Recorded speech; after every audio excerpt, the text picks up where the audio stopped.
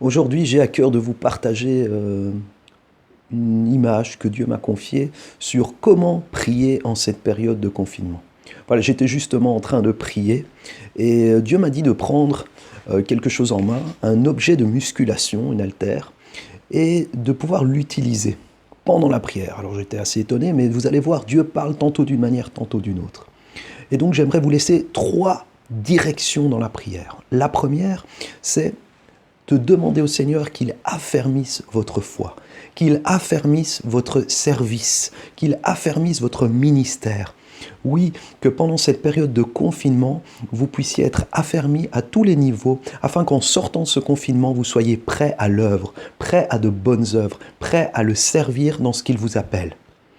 La deuxième chose, c'est que cette période de confinement peut être un poids à différents niveaux. Et donc, c'est de pouvoir lui confier ce poids, lui confier le poids de lassitude, lui confier tout poids que nous aurions sur le cœur, le poids de notre histoire, des poids que nous aurions sur notre conscience. Nous pouvons lui confier, lui donner tous ces poids, toutes ces choses qui nous pèsent et les lâcher en lui.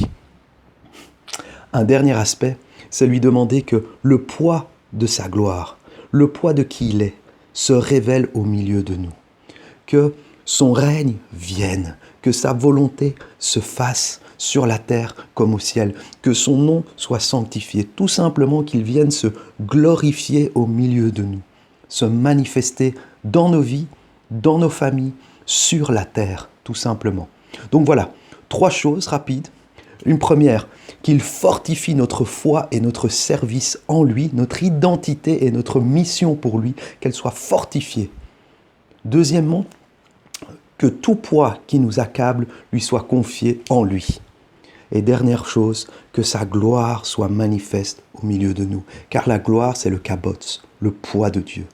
Soyez bénis et j'espère que ça vous encouragera dans votre vie de prière à pouvoir prier au moins pour ces trois choses.